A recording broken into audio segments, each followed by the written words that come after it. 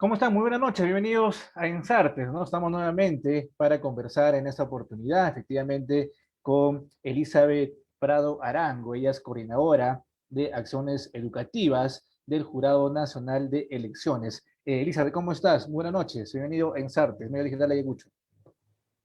Hola, buenas noches Fran, buenas noches Lincoln, buenas noches a todo el público que está atentos a esta entrevista. Gracias por la invitación.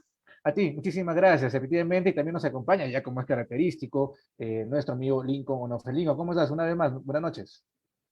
Hola, buenas noches, Chichu. Buenas noches a toda la gente que nos sigue en las redes y también a nuestra invitada. Agradecerle por compartir, ¿no? Las cosas que la gente necesita saber, necesitamos saber, porque necesitamos estar informados sobre el tema proceso electoral y cómo se maneja todo ese tema, ¿no?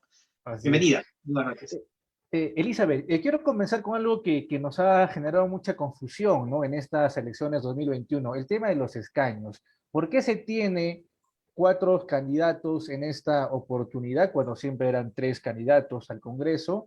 ¿Esto significa que Ayacucho como región va a tener mayor cantidad de escaños? Porque sabemos perfectamente que el escaño asignado para la región siempre ha sido tres, ¿no? Coméntanos, por favor, sobre ese tema que nos genera también preocupación. Sí, bien, Fran, bueno, la idea era, bueno, como se sabe, de que en este proceso electoral, el nuevo Congreso aprobó la ley de paridad y alternancia, que es la 31030, en el cual se establece la participación tanto del 50% de hombres y 50% de mujeres. Y además que se cumpla el tema de alternancia, ¿no? Es decir, si en una lista encabeza una lista un hombre, seguidamente debe ser por mujer, luego hombre y luego mujer, y así sucesivamente de acuerdo a la cantidad de candidatos. Y entonces, en el caso particular de Ayacucho, se le corresponde 3 escaños, pero para dar cumplimiento a esta ley de paridad y alternancia, se tiene que presentar, o sea, cada organización política que presentó solicitud de inscripción ha tenido que presentar una lista de 4 candidatos, es decir, 2 hombres y 2 mujeres. En este caso, para Ayacucho fue así, ¿no? Entonces, aparte de cumplir con la paridad, también se tenía que cumplir de es decir, ustedes habrán podido ver ya en las listas que están inscritas y está, por cierto, también colgado en la página web, tanto de voto informado y como plataforma electoral del Jurado Nacional de Elecciones. Ahí se puede ver que si en una organización política el que encabeza el número 1 es hombre, continúa una mujer, luego hombre y una mujer. En el caso de que una lista está encabezada por una mujer, continúa, bueno, el número 2 sería un hombre, número 3 una mujer, número 4 un hombre, ¿no? Entonces, es por ello que se ha dado este cambio y recuerden también que la cantidad de escaños que se le asigna a cada circunscripción electoral es de acuerdo a la población electoral, no a la población de territorio, sino a la Ok. población electoral. Y actualmente, Elizabeth, ¿cuánta población electoral tiene la región de Ayacucho? ¿Cuántos están habilitados para poder sufragar este 11 de abril? Para toda la región Ayacucho es de 400.073.282 electores. Y Ujú. de los cuales también, bueno, mujeres son 241.965 y en hombres es 231.317 electores hombres, jóvenes son 149.304 y voto facultativo es de 46.800. Esa es la cifra que corresponde para estas elecciones de la región Ayacucho. Pero además también la población electoral, o sea, ya hablamos de manera nacional, es de 25.287.954 electores. Ahora, cuando te refieres al voto facultativo, ¿a qué se refiere, Elizabeth? Bueno, sabemos que llamamos a voto facultativo a las personas que ya, o sea, la votación es obligatorio de Ujú, 18 hasta los 70 años. Entonces ujú. hablamos voto ya facultativo cuando pasan esa edad, ¿no? Es Ah, ok. decir, aquel ciudadano que cumple 70 años y cuando tenga 71, 72 en adelante, si gusta, puede ir a votar, ejercer su Mm, derecho a sufragio, ¿no? Pero si ujú. no, también no participa y entonces ese su voto ya es facultativo y no está obligado a pagar una multa, ¿no? Y aparte también siempre y cuando aparezcan sus datos todavía en el padrón electoral. Y también se ha visto muchas veces que muchas personas de la tercera edad, desde los 80 años, incluso hasta los 90, siguen acudiendo a votar porque eso les gusta, Sí. ¿no? O sea, quieren participar. Es un tema de patriotismo también en los adultos mayores, ¿no? Sí, Elizabeth. y no solo eso Sí. también, sino las personas con discapacidad, por ejemplo. Hay personas que incluso tienen, o sea, tienen su DNI y tienen derecho también a votar, pero no se les exige una multa. A eso se refiere cuando hablamos de voto facultativo. Facultativo. Elizabeth, por otro lado, el tema de la valla electoral, ¿no? O la barrera electoral también como se le llama, como me indicabas a través del WhatsApp. Muchos están confundiéndonos y dicen, oye, pero mi candidato en la encuesta tal sale primerito, ¿no? Pero hemos visto otras encuestas nacionales donde el partido pues tiene menos de 5%, incluso ni aparece dentro del porcentaje, ¿no? ¿Cómo es el tema de la valla electoral o barrera electoral que me comentabas? ¿Cuándo tiene que, es 5% o se ha modificado ese porcentaje? A ver, para ello quisiera mostrar Sí, quiero por compartir favor. con ustedes un material para poder explicarles mejor, ¿les parece? Sí, sí, por favor. Adelante. Ya, bien. Aquí tenemos, bueno, para hablar de barrera electoral quisiera que primero observemos esta imagen. Se ve, ¿verdad? Sí, sí se observa, sí se observa. ¿Sí? Se ve, Sí. ya. Miren, por ejemplo, este es el resultado electoral de las elecciones congresales del 2016 en Cajamarca. Entonces, aquí vemos la cantidad de organizaciones políticas y el total de votos que han obtenido. Pero ¿por qué resaltamos aquí a democracia directa? Porque este es el partido político que obtuvo la mayor alta votación. Pero, sin embargo, en la imagen del lado derecho, vemos que estos son los congresistas electos en Cajamarca en esas elecciones congresales 2016. Pero por ningún lado vemos a algún representante del partido político Democracia Directa. Entonces, ¿y esto a qué se debió o por qué se da? Y justamente ahí se da por el tema de la barrera electoral o la valla electoral. Es decir, que para poder acceder a un escaño, el partido político tiene que cumplir ciertas reglas. Y estas son las reglas electorales. Bueno, esta es la barrera electoral. Entonces, para que un partido político acceda a un escaño o tenga derecho a participar de esta repartición de la cifra repartidora, que eso, si gustan, también lo vemos más adelante, primero debe cumplir un porcentaje mínimo de votos que se requiere superar cada partido político para que tenga derecho a que se le aplique la fórmula electoral, que esto es la cifra repartidora, y pueda acceder a un escaño. Lo segundo es haber alcanzado al menos 7 representantes al Congreso en más de una circunscripción, o es decir, el 5% del número legal de sus miembros. Entonces, ahí va donde tú decías, ¿no? Que si era 5%, sí. Entonces, o al menos también alcanzar el 5% de los votos a nivel nacional. Entonces, quiere decir, por ejemplo, en la imagen anterior que les había mostrado que el partido político Democracia Directa no alcanzó o no obtuvo ningún escaño, era porque no se cumplió esta condición o esta regla. Entonces, primero, para que el partido político tenga derecho a acceder a un escaño o al reparto de escaños, debe tener la cantidad de 7 representantes en más de una circunscripción. No quiere decir que, por ejemplo, yo tengo 3 en Ayacucho y ya voy contando 3, no, no. Sino en más de una circunscripción electoral. O sea, quiere decir regiones. Regiones, ¿no? Porque en realidad nosotros le llamamos circunscripción electoral, ¿no? A este territorio que es una región. Ok, entonces... sí. Pero además, Fran, antes de olvidarme, también la barrera electoral no solamente es para el reparto de escaños, sino para que una organización política no pierda o mantenga su inscripción vigente. Y ahí también, o sea, si una organización política no tiene 5 representantes, al menos que tenga estos representantes en más de una circunscripción, este partido político podría perder la inscripción y quiere decir que este partido político ya no podría participar en más elecciones. O sea, pierde su inscripción automática. Ajá, pierde su inscripción, ¿no? O que al menos el 5% de los votos válidos a nivel nacional en una elección al Congreso, ¿no? O 5 representantes en más de una circunscripción o el 5% de los votos válidos que se obtuvo a nivel nacional. En caso de haber una alianza, este monto o esta cifra aumenta, ¿no? Al 6%, pero en este proceso electoral no tenemos ninguna alianza. Ok. Ahora, una consulta, Elisa, tú sabes que los peruanos son pues muy antiapristas, ¿no? Y la pregunta que sueltan por las redes es que si el APRA, al no presentar candidatos a la presidencia, y me parece que solamente tiene uno o dos, creo que en Huancayo, no recuerdo bien, al Congreso, pero no, obviamente no alcanzó a tener congresistas en todo el Perú, si no llega, bueno, pierde su inscripción.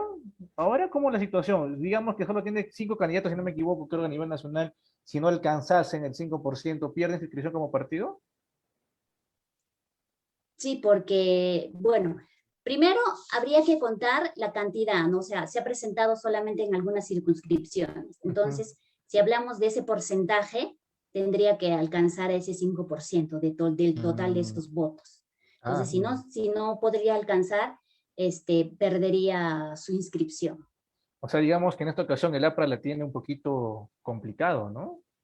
Se podría decir, Podría ¿no? decir. Elizabeth, por otro lado, en el tema de la cifra repartidora, ¿cómo es este tema de la cifra repartidora que también a los mortales como nosotros, como Lincoln y como yo, pues nos genera dificultades para entender, ¿no? Muchas veces cuando damos los anuncios de los ya virtuales congresistas, anunciamos tal congresista, ya electos, pasa 2 horas y dicen, no, que según la cifra repartidora se modificó y ya no, y nos quedamos un poco sorprendidos. ¿Cómo es el tema de la cifra Sí, repartidora, por favor? esto nos ha tenido también así en el proceso pasado, ¿no? Que veíamos que era que un partido político estaba, o ya decíamos, ellos son los ganadores, pero al final varió ese resultado. Y para ello también voy a compartir la cifra repartidora para que puedan entender mejor a lo que voy a referirme. Mire, aquí yo tengo un ejemplo de la aplicación de la cifra repartidora. Para que un partido político participe de esta distribución de escaños y participe de esta división de la cifra repartidora, primero debió haber cumplido las primeras condiciones, como habíamos mencionado, ¿no? De tener 7 representantes en más de una circunscripción electoral o el total de 5% de los votos válidos. Entonces, pasado esa condición, este partido político o los partidos políticos que pasaron estas condiciones ya pasan al tema de la aplicación de la cifra repartidora. Y aquí tengo un ejemplo de una circunscripción electoral que tiene 5 escaños. Entonces, vamos a ordenarla de esta forma, ¿no? Esto es la cantidad de escaños, 1, 2, 3, 4 y 5, y estos son los partidos políticos que han presentado candidatura, ¿no? Vamos a suponer, la lista A obtuvo 12.300. Acá solo contamos los votos válidos, no votos nulos ni viciados, nada, solo votos válidos. Entonces, este partido A obtuvo 12.300. Entonces, cuando vamos a hacer una división con la cantidad total de escaños que corresponde a una circunscripción, estamos haciendo un ejemplo de 5 escaños, por eso tenemos 5. Entonces, dividimos 12.300 entre 1, el resultado es 12.300. Entre 2, el resultado es 6.150. Dividido, 12.300 dividido entre 3, dado es 4.100, y entre 4, 3.075, y entre 5, 2.460. Entonces, estos son los resultados de la división que se hace de la primera lista. Y así sucesivamente se hace la misma aplicación, se hace para todos los partidos que participan de esta cifra repartidora. Luego de haber dividido, empezamos a ordenar los números de mayor a menor. Entonces, ¿qué tenemos aquí? El mayor número, hablamos ya de números, es 12.300, entonces colocamos al costado el número 1. Luego seguido es de 7.200, 2. Luego seguido es de 6.150, que es el número 3. Luego el 6.000, que es el número 4. Y luego 4.100, que es el número 5. ¿Por qué 5? Por la cantidad de escaños que corresponde a esa circunscripción electoral.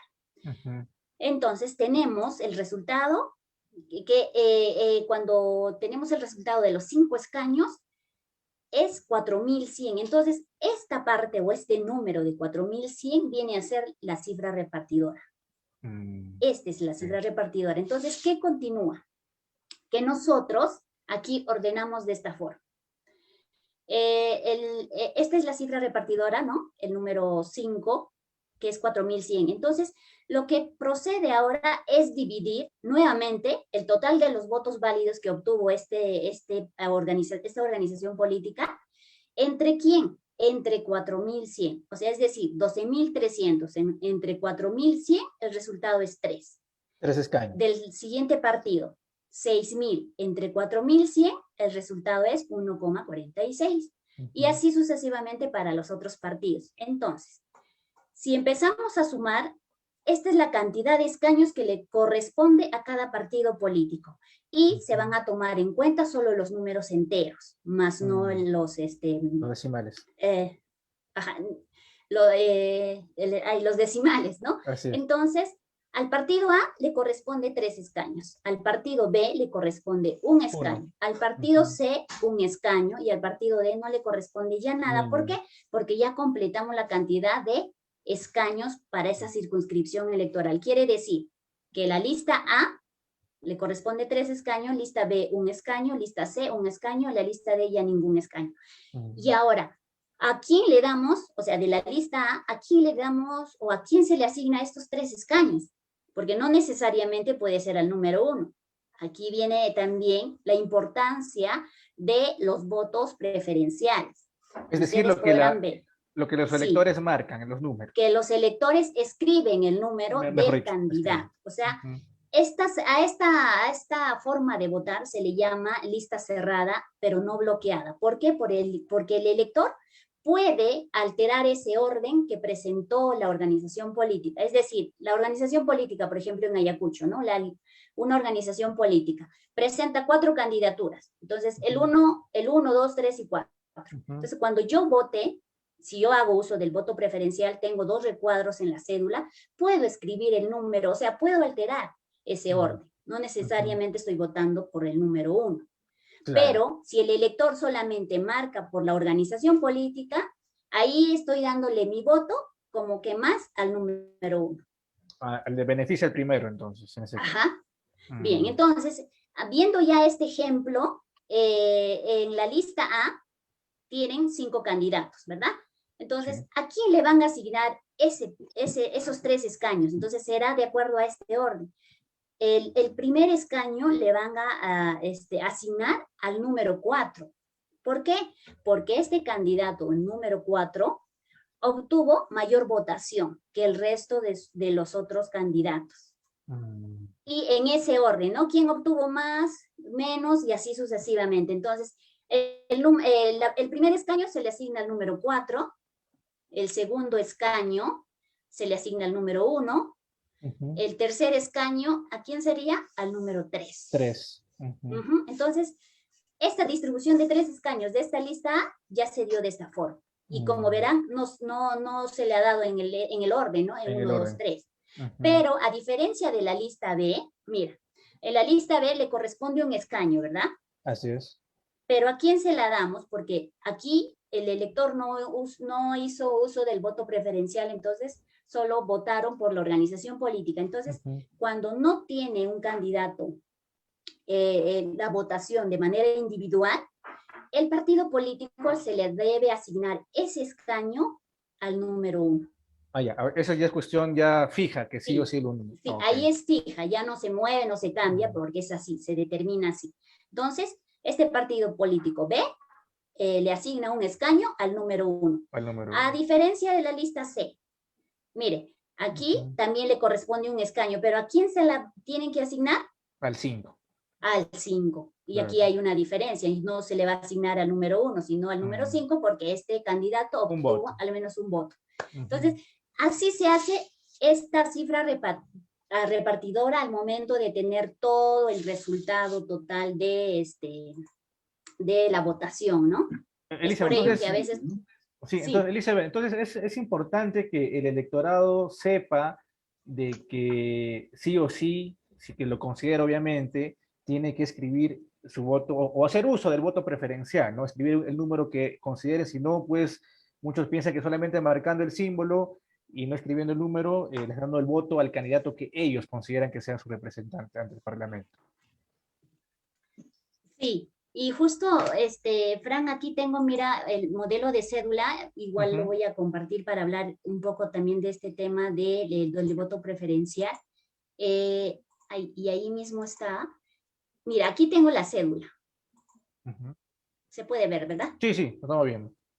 Ya, mira, esta es la cédula. El día de la elección, nosotros vamos a recibir una cédula. Entonces, en una elección tenemos 3 procesos electorales. ¿Por qué? Que vamos a elegir al presidente de la República y sus 2 vicepresidentes, a los 130 congresistas, y en cada circunscripción electoral elige a la cantidad de congresistas, ¿no? Y ese total hace la suma de 130, y a los representantes del Parlamento andino. Entonces, si el elector vota por un partido, o sea, quiere decir, en el símbolo, yo le estoy dando la opción a que ese partido, si es que le asignan un escaño, se la van a asignar al número 1. Pero si yo hago uso de los 2 recuadros de voto preferencial, le estoy dando mi voto a ese candidato, al número que yo escriba. Entonces, aquí te venía a decir cuando te hablaba que esto es respecto al voto preferencial, ¿no? Que nosotras muchas veces no hacemos uso, pero igual es un derecho del ciudadano, no es una obligación que escriba o que haga uso del voto preferencial, ¿no? Si está conforme con la ubicación de los candidatos en un partido político, pues marcará solamente por el símbolo. Organización política. Pero si yo quiero alterar ese orden, hago uso del voto preferencial. ¿No? Una consulta, más para confirmar, ¿no? Como nosotros tenemos 4, cuando vemos el número de personas que están postulando al Congreso son 4, este cuarto no está, algunos pensábamos, ¿no? Que este cuarto está más bien, es el candidato al Parlamento andino, ¿no? Y no es así. Sino es el candidato 4 en el marco de paridad, ¿no? Que son 4 por cada, en el caso del voto congresal, no tiene nada que ver con el tema del Parlamento andino, ¿no? Sí, y justo aquí, mira, Lincoln, vemos aquí la repartición o la cantidad de escaños. Como decía, Ayacucho, aquí está en el número 5. El total de escaños es de 3, pero el total de candidatos que presenta es de 4. ¿Por qué? Porque debe presentar una lista de 2 mujeres y 2 hombres. Entonces, esto de acuerdo a esta resolución que se emitió. Bueno, primero para dar cumplimiento a la ley de paridad y alternancia, y esta distribución de escaños y distribución del total de candidatos que presenta por cada región se ha dado de acuerdo a esta resolución 330, que es un reglamento de inscripción del Jurado Nacional de Elecciones. Y hay alguna variación, por ejemplo, Lima, que tiene el total de escaños de 33, igual presenta 34 candidaturas, pero no quiere decir que ese es el total de escaños, ¿no? Exacto. Lincoln, y lo mismo sucede en el de Parlamento andino, porque nosotros vamos a elegir a 5 representantes titulares ante el Parlamento andino, en total son 15, pero para respetar igual, para dar cumplimiento a esta ley de paridad y alternancia, están presentando 16 candidaturas. Bien, gracias. Yo tengo una consulta, no sé, Chichu, si me permite. Sí, por favor, adelante. El ciudadano hoy en día se relaciona directamente con algunas instituciones públicas, ¿no? O sea, vamos directamente al municipio a demandar algo, no necesitamos intermediar con nadie. También podemos ir a donde el congresista, ¿no? Para que nos apoye en alguna iniciativa legislativa. O sea, tenemos esa posibilidad. En el caso del Jurado Nacional de Elecciones, ¿de qué manera nosotros como ciudadanos de a pie nos relacionamos con el Jurado Nacional de Elecciones? Bueno, no, quería que me especifiques bien la pregunta. ¿Cómo el ciudadano de a pie, ¿no? ¿Cuál es ese mecanismo o para qué si es que en principio nos acercamos o no directamente como ciudadanos de a pie al Jurado Nacional de Elecciones? ¿Hay alguna relación directa? ¿Por qué? Porque al municipio voy, cualquier cosa que necesite, se lo solicito, está dentro de sus competencias, la van a materializar, o al menos una respuesta vamos a tener. Pero, por ejemplo, como ciudadano de a pie, si me voy a la SBS, en realidad la relación con esta entidad pública es un poco más distante, ¿no? Por las propias funciones que tiene la SBS. En el caso del Jurado Nacional de Elecciones, como ciudadano de a pie, ¿cómo me acerco o para qué me acercaría? ¿Cuáles esas cosas que me dicen, bueno, voy al Jurado Nacional de Elecciones y solicito, demando, pido, qué sé yo, ¿no? O sea, ¿existe algo o también es una cuestión ajena? Sí, sí, bueno, en realidad en cada proceso electoral existen o se instalan jurados electorales especiales, ¿no? El caso es de, por ejemplo, de aquí del Jurado Electoral Especial de Huamán. Entonces, estos jurados electorales especiales se instalan solamente en procesos electorales, a fin de que, primero, de recibir las solicitudes de inscripción de los candidatos, en este caso al Congreso, porque para recibir las inscripciones de la fórmula presidencial y Parlamento andino lo hacen directamente en Lima, porque es un distrito único, porque todos vamos a votar, ¿no? Pero en las regiones de distinta manera. Y cuando no hay un proceso electoral, y además en estos jurados electorales especiales, el ciudadano de a pie podría primero ir a verificar a ver quiénes son los candidatos que se han presentado para poder presentar alguna tacha, si es que tuviera, ¿no? Algún candidato o una lista. Lo otro es, después del proceso electoral, a solicitar una dispensa al voto, ¿no? Porque yo no he votado por tales motivos, quiero justificar o solicitar mi dispensa para que puedan anular o no pagar mi multa. En ese caso. Y lo otro, cuando ya no hay jurados electorales especiales en las circunscripciones, el Jurado Nacional de Elecciones, que es lo que orienta al ciudadano en el tema de educación electoral. Por ejemplo, nosotros tenemos el área de la Dirección Nacional de Educación e Información Cívica, que también imparte el tipo de educación de todo el proceso electoral a la ciudadanía en general, o también si solicitan, por ejemplo, alguna organización social que se le brinde asistencia técnica en procesos electorales, se la puede también brindar. Lo otro también es que hay ciudadanos que, por ejemplo, que sin quererlo aparecen como afiliados a una organización política, entonces también pueden acercarse a solicitar su desafiliación. O también, bueno, y esto también es fácil entrar a la página del Jurado Nacional de Elecciones también para que tú como ciudadano puedas verificar si estás inscrito o no en una organización política, ¿no? Colocando el DNI y en un código CAPTCHA que te pone para que tú puedas ver si estás inscrito. Y lo otro también la dispensa al voto. Elizabeth, a través del grupo de WhatsApp Espero que haber tiene... aclarado tu pregunta. Sí, Elizabeth, a través del grupo de WhatsApp que tiene también en Sartes como medio Sí. digital, nos preguntan, yo no voté en las elecciones del 2020 y obviamente tengo una deuda pendiente. ¿Cómo hago para cancelar? ¿Me acerco directamente al Banco de la Nación o tengo que acercarme al Jurado Nacional de Elecciones?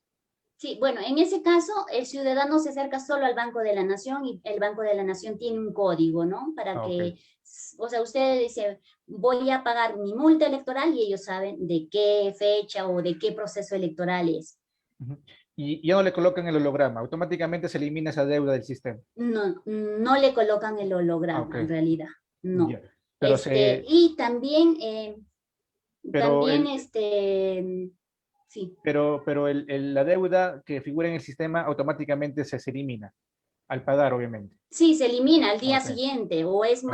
más, pasó entre 1 o 2 horas, ya se eliminó y tú vuelves a Ah, consultar en la página y te aparece que ya no tienes ninguna deuda. Y ahí ujú. quería aclarar un punto también que, bueno, nosotros hemos estado desarrollando charlas virtuales a la ciudadanía en general y también surgía una pregunta, ¿no? Por ejemplo, de que si yo tengo una multa del proceso pasado, ¿tengo derecho a votar? O sea, ¿puedo ir a votar en estas elecciones? Y claro que sí, no hay ninguna condición de que tú no votes porque tengas una multa. Entonces, no es necesario, bueno, y con eso no quiero decir que no pagues tu multa, ¿no? Sino que para votar no es necesario que pagues una multa atrasada, ¿no? De otros procesos electorales. Así es. Elizabeth, nos está ganando el tiempo, por favor. La Sí, siguiente pregunta. dime. El voto nulo viciado. Recuerdo que haber conversado contigo el año pasado en Atlantis y te hacía la pregunta. En ese tiempo, obviamente, los ciudadanos decían el voto viciado, nulo, favorece al fujimorismo, favorece al aprismo, y tú me decías en ese entonces que eso no es así. Eh, el voto nulo viciado Ujú. también se respeta como una cifra, mejor dicho, un porcentaje independiente, ¿verdad? Sí, en una cédula podrían haber estos tipos de votos, ¿no? Ya bueno, y con esto no me quiero meter porque es información que maneja la OMPE, ¿no? Pero para conocimiento vamos a aclarar esta parte porque hay diferentes funciones que tiene el Jurado Nacional de Elecciones y la OMPE, ¿no? Y con respecto a la cédula o cómo yo debo votar, el encargado de poder brindar esa La OMPE. información a la ciudadanía es la OMPE, ¿no? Pero para conocimiento y para aclarar este punto es que la hoja borrador que tiene el acta de la mesa de sufragio, hay una hoja borrador, entonces se cuenta como tales. ¿Cuántos votos nulos obtuvo esta mesa, en una mesa de sufragio, ¿no? Entonces colocan el número total de esos votos nulos. Igual, ¿cuántos votos en blancos? Igual colocan el número que corresponde a votos blancos. Entonces, para hacer la división o el tema de la cifra repartidora, solamente se van a tomar en cuenta el total de los votos válidos de cada organización política, es decir, se retiran los votos blancos nulos y yo no lo tomo en cuenta. Y es mentira decir de que esto le va a favorecer a alguien, ¿no? Porque en realidad solo se toman en cuenta el total de los votos válidos que obtuvo una organización política. Ok. Elizabeth, por otro lado, ¿cuándo es el debate de candidatos de la región de Ayacucho? Muchos nos están preguntando. ¿Y a través de qué Sí, plataformas o medios se va a poder presenciar?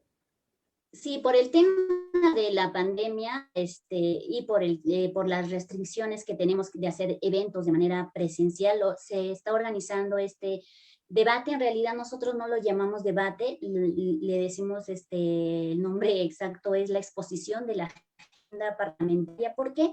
Porque no es un debate entre candidatos, a diferencia de lo que sí se hace, por ejemplo, con los candidatos a la presidencia, ¿no? Entonces, en nuestro caso y en nuestra región Ayacucho es una exposición de agenda parlamentaria en el cual los candidatos dan sus propuestas, pero en los ejes temáticos que nosotros les damos, o sea, nosotros le damos los temas, no es un tema abierto de que yo como candidato te propongo esto, no de propuestas así, ¿no? Sino hay temas que son importantes, son ejes temáticos que nosotros los llamamos, y va a ser una exposición el día 22 de marzo a través de la plataforma virtual de voto informado, o sea, va a ser televisado y también transmitido en vivo por un medio de comunicación que todavía no tenemos el nombre porque esto pasa por un proceso de evaluación, ¿no? A los medios de comunicación se va a transmitir en vivo, tanto en la plataforma virtual de voto informado y también en el medio de comunicación, y además van a poder repetir esa transmisión para que la ciudadanía en general lo pueda escuchar y pueda tomar de repente mejor decisión a la hora de votar, ¿no? Ok. Elizabeth, no sé, Lincoln, algunas preguntas, por favor, para cerrar la entrevista con Elizabeth Prado. Sí, en principio agradecerle por toda esta parte de la cuestión electoral, pero también tenía unas consultas sobre el calor de estas elecciones, que se van presentando algunas denuncias, ¿no? O se amenazan por la vía, por las redes, los distintos candidatos que mencionan que van a denunciar penalmente ahí a quienes sean responsables en el jurado electoral especial por sacarlos de carrera electoral. Al final, en la experiencia que usted tiene, ¿terminan haciendo esas denuncias penales que tanto anuncian por los medios de comunicación? Bueno, en realidad se reciben las denuncias que tengan, pero también se evalúa, ¿no? O sea, si se presenta una denuncia, también se responde con los medios probatorios del por qué se ha excluido a un candidato. En este caso, las exclusiones se dan por omisión, o sea, por no registrar esa información en la hoja de vida. Todo candidato debe presentar una hoja de vida en el cual ahí detallan la experiencia laboral, la experiencia, los estudios que tengan, las sentencias que tienen. Entonces, a veces hay muchos de los candidatos y candidatas que omiten esta información y por eso es que se les excluye. Entonces, el Jurado Nacional de Elecciones o el Jurado Electoral Especial de Huamanga tiene acceso o solicita acceso a todas las instituciones, y esto hablamos del Poder Judicial o de alguna otra instancia, para solicitar esta información y para comprobar la información que publica o que registra un candidato, y es por ello que se excluye. Pero también el candidato tiene pero ya cuando a quien apela es al Jurado Nacional de Elecciones, ya no al Jurado Electoral Especial, sino al Jurado Nacional de Elecciones, y el Jurado Nacional de Elecciones también, que está conformado por miembros, evalúan todos los medios probatorios que pueda presentar este candidato que ha sido excluido por el jurado electoral especial, y evalúan y toman nuevamente una decisión o se pronuncian de manera ya en última instancia. ¿Es posible que un candidato al Congreso, a la presidencia, pueda ser retirado a puertas ya de las elecciones presidenciales o congresales? O sea, un día antes, por ejemplo, por alguna causal. Sí. ¿Cuáles serían? Sí. Sí, y justamente un día antes se puede retirar, excluir a un candidato por el tema de dádivas, ¿no? Que, por ejemplo, esté dando un candidato ofreciendo dinero o de repente algún producto mayor al que está permitido, o que un candidato, por ejemplo, lo sentencien y vaya a prisión. Entonces, en este caso, podrían excluir a un candidato hasta un día antes. Solo en esos casos. Claro, otro argumento también que hemos escuchado de parte de los candidatos es que ¿por qué nos excluyen? ¿Por qué nos piden una información si ya el Estado cuenta con toda esa información? Y en vez, lo único que debieran hacer es jalar la información, ¿no? De la SUNAT, de la RENIEC, de los bancos, qué sé yo, y ya, o sea, como que esa hoja de vida no deberían pedirle a los candidatos, ¿no? ¿Cuál es su opinión al respecto? Bueno, en realidad la declaración jurada de hoja de vida, sí, es declaración jurada de hoja de vida. O sea, yo en esa hoja de vida, que yo registro, en todo caso, puedan presentarse o presentar candidaturas indispensable de presentar la hoja de vida. Ahora, ¿qué pasa de que no todas las instituciones te la van a brindar en un tiempo determinado lo que tú le solicitas o lo que la institución le solicita, ¿no? Entonces podría también eso perjudicarlos porque no tendrían hasta la fecha de repente de inscripción. Pero esto además es una norma que está establecido y que también recuerden que todas las leyes quienes las aprueban, porque se presentan reformas, se presentan propuestas, y al final quienes aprueban estas leyes son los mismos congresistas, ¿no? Por eso es que tampoco no hay mayor requisito para poder ser candidato, si no es así de manera, ¿cómo decir? De manera general, ¿no? No especifica que debes tener un grado de estudio de tal, ¿no? Simplemente dice ser peruano de nacimiento, tener 25 años mayor, o sea, para cada fórmula, para cada, para cada candidatura es diferente, ¿no? Y es así de... Por ejemplo, la labor del Jurado Nacional de Elecciones también tiene que ver con la fiscalización de los ingresos de los aportantes durante las elecciones, ¿no es así?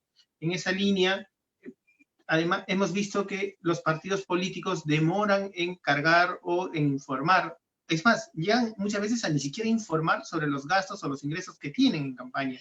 Entonces, y lo peor que se observa y que la gente también reclama, ¿no? Es que cuando se les sanciona, da la impresión de que no hay medidas coercitivas para hacer efectiva esa sanción, para pagar esa multa.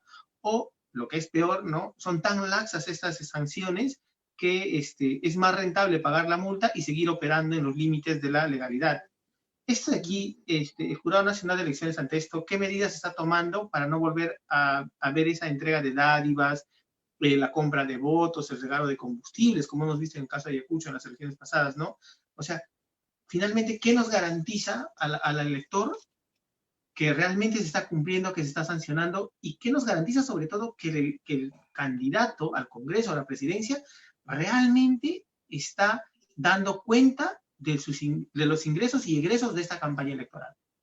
En realidad, el tema de la información financiera lo maneja la OMPE. La OMPE es el encargado de recibir. En este caso, para este proceso electoral, antes tenían una fecha después de las elecciones para que el partido político pueda presentar su estado su estado financiero o los gastos de campaña que hayan tenido, pero para este proceso electoral es en dos oportunidades, o sea, en la mitad, me parece, la mitad del proceso y luego al concluir, pero aquí sí no te podría dar más detalles porque esto le corresponde a la OMPE, ellos son los encargados de fiscalizar este tema del financiamiento.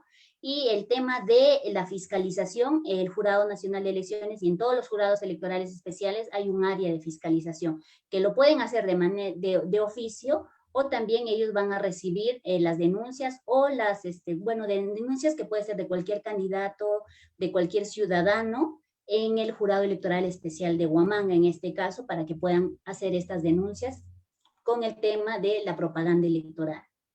Y en caso, como tú decías, de incumplimiento, hay sanciones, ¿no? Que también ahí no podría especificar cuáles, ¿no? Porque ya es otra área. Última pregunta, un poco más en el marco histórico, ¿no? Nosotros hemos visto que a finales del siglo pasado, en las elecciones básicamente del 2000, hubo todo un tema de corrupción, ¿no? De poderes, de organismos autónomos como la OMP, como el Jurado Nacional de Elecciones, y ahí pues han saltado famosos nombres, ¿no? Y frases. En el caso de la OMP, el señor José Portillo y la frase del papelito manda. En el caso del Jurado Nacional de Elecciones, pues estaba el magistrado Alipio Montes de Oca, de quien se sabe recibía un sueldo adicional, sueldo entre comillas, ¿no? De $10,000 mensuales.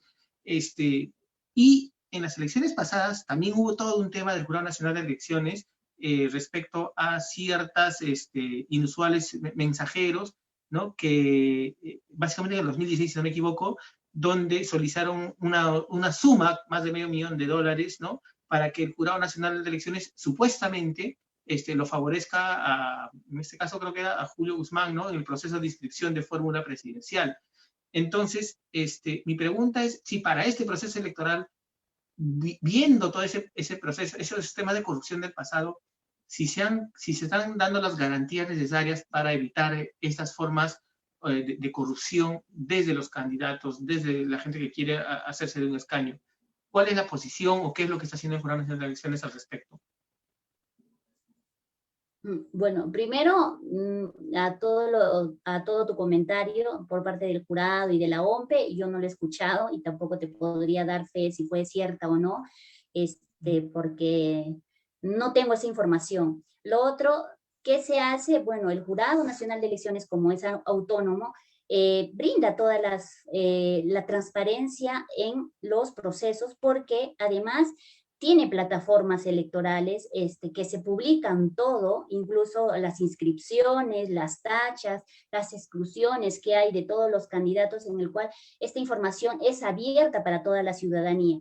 En el caso que, por ejemplo, en un local de votación incluso, ahí están como veedores o como fiscalizadores los personeros de mesa que pueden dar fe de cómo se lleva un proceso electoral desde la instalación, sufragio y escrutinio, para que ellos puedan ver si hay o no irregularidades, y en ese tema también el área de fiscalización en los locales de votación instala, o no, mejor dicho, no instala, ¿no? Sino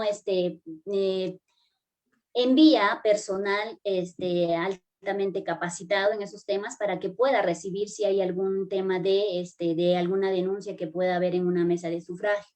Pero no puedo darte más detalles en el tema de que si se está haciendo algo o no, porque si sucedió esto de corrupción en otros procesos electorales no podría darte más detalles ni respuesta, porque no es algo que haya sido de manera, ¿cómo te digo?, que haya sido denunciado y con pruebas, o que haya tenido una sentencia de algo, no, porque son suposiciones o lo que se dice, pero no con algo concreto de repente.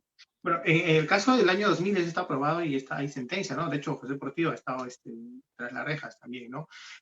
Bueno, iba a sacar con preguntas, sino más bien agradecerle por su participación, por su presencia, y quizá comprometerla para una próxima entrevista donde ahondar en estos, específicamente en el mecanismo de cómo se vota, cómo se marca, volver a trabajar esos temas de educación electoral de cara ya propiamente a las elecciones que se vienen en abril próximo, ¿no?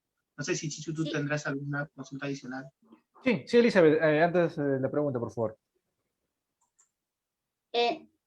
No, yo en realidad, como les decía al inicio, cada organismo electoral tiene una función diferente, ¿no? Y el tema de poder orientar a la población o a los electores en el tema de cómo votar es en realidad lo que le compete a la OMPE, pero sí nosotros en nuestra misión como Jurado Nacional de Elecciones y como representante de la Dirección Nacional de Educación y Formación Cívica Ciudadana que tiene el Jurado Nacional de Elecciones, es informarle a la población que antes de votar conozca a sus candidatos, que revise las hojas de vida de los candidatos, que revisen los planes de gobierno y toda esta información donde se encuentra en la plataforma virtual de Voto Informado. Ustedes pueden googlear Voto Informado y ahí está toda la información que se tiene de los candidatos. Entonces, esto es lo que le compete al Jurado Nacional de Elecciones, ¿no? De informarle de los candidatos, de sus candidatos, para que puedan tomar una mejor decisión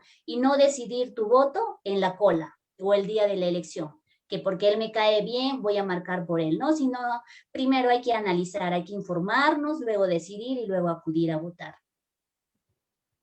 Ok, Elizabeth, te agradecemos muchísimo por estar esa noche con nosotros conversando y efectivamente, como te dijo bien Lincoln, comprometerte, ¿no? Tal vez algunos días antes de la selección del 11 de abril, poder contar contigo nuevamente para poder platicar detalles, ¿no? Que necesita saber la población. Así que ha sido un gusto conversar contigo. Muchas gracias, buenas noches. Lincoln. Gracias a ustedes, igual yo estoy agradecida por esta invitación. Muchas gracias. Lincoln, ha sido todo por hoy, Lincoln. Nos reencontramos mañana, ¿no? Pues vamos a estar con Daniel Salaverry, el candidato a la presidencia de Somos Perú. Nos encontramos. Y bueno, nos vemos mañana entonces. Gracias, ¿ah? Hasta luego. Mañana.